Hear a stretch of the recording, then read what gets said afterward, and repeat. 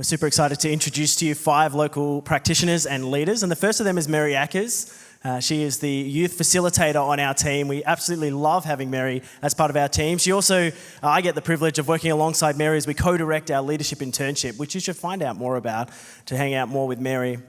Mary is also an excellent local leader in Salisbury Baptist Church. Please help her feel warm and welcome and excited as she leads us off. Thanks, Mary.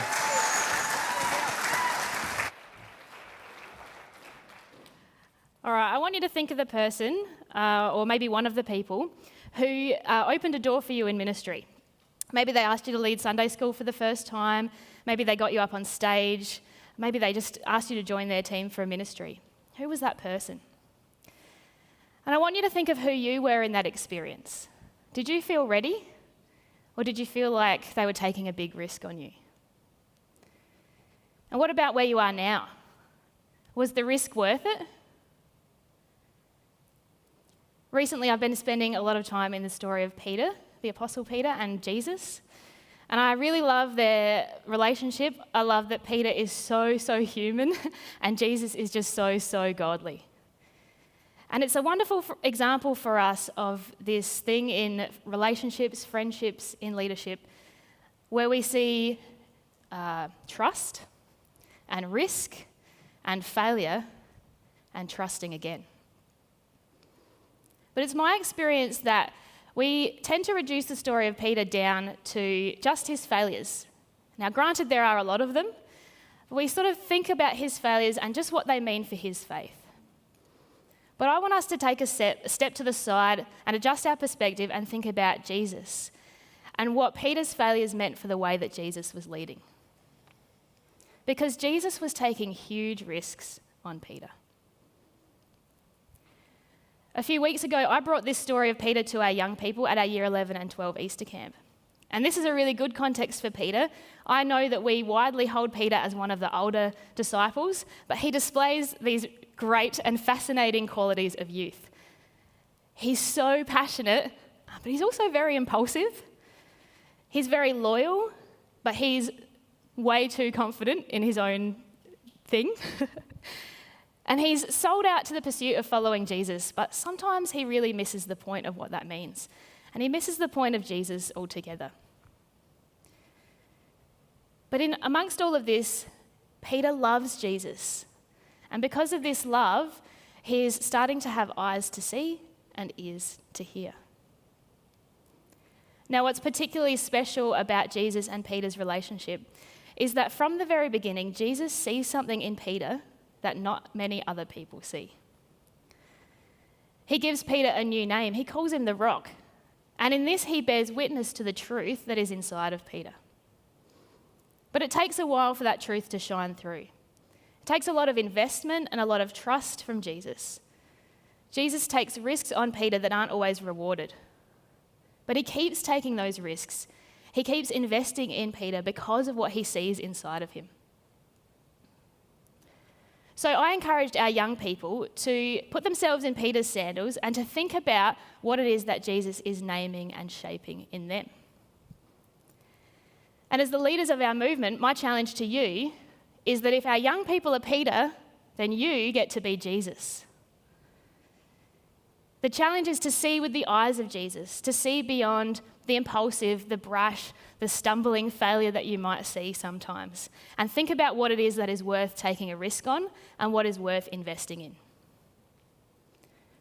Because if we want to lead like Jesus, and if we want to see more leaders like Jesus, we need to be willing to take risks on people. So much of leadership is about investing in and shaping other people. But when we're risk averse, we fall into these extremes. So on the one hand, we want leaders to come to us who are already shaped and they're ready to go. We don't want to take risks there. On the other hand, we might try to stifle or squash people into our own limited ideas of what leadership looks like. The space between these extremes, right, is the space where we allow others to stumble and sometimes fail, this space in our ministries and communities. And this is a risky space. But it's also the place where joy and where surprise and where wonder thrive, and we discover this passionate and diverse new era of leadership. Jesus is not threatened by risks. He's not threatened by Peter's failure. He's not threatened by our failure. And if we want to lead like Jesus, we shouldn't be threatened by it either. Think even about what we know about education. If we want to grow, if we want to learn something new, we have to experience struggle. And this happens when we get things wrong. It's in these moments where we develop resilience, when we wrestle with the difficult moment, and when we sit in the uncomfortable feelings of disappointment or shame. And in that moment, we choose to move through those feelings and through that difficult moment to something better. Mistakes are where we learn and where we improve.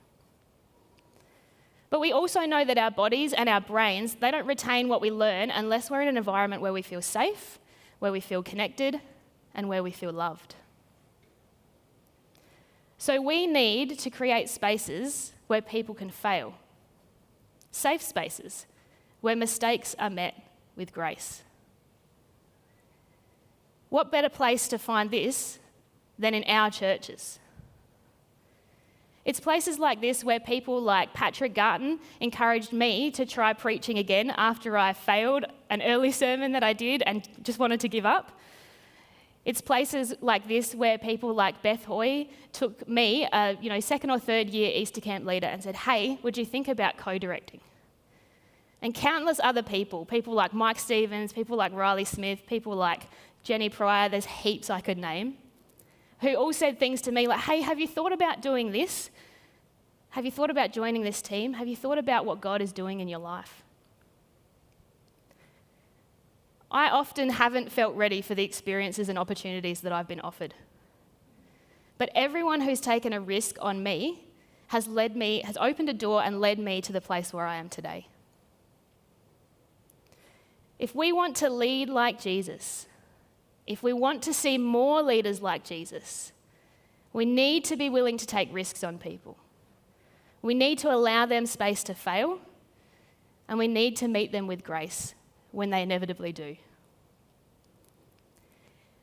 Investing in Peter was a big risk.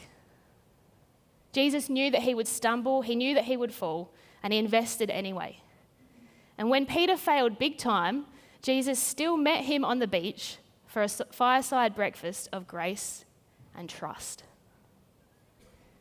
This practice of trust and risk and failure and trusting again, this practice flows from Jesus to Peter, through to you, through to me, through the people who have opened doors and taken risks on us.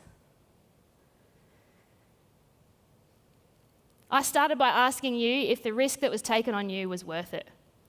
And you know, if you're in this room today, that the answer is yes. So who could surprise you by being here in 5, in 10, in 20 years because of the risk that you took and the door that you opened for them?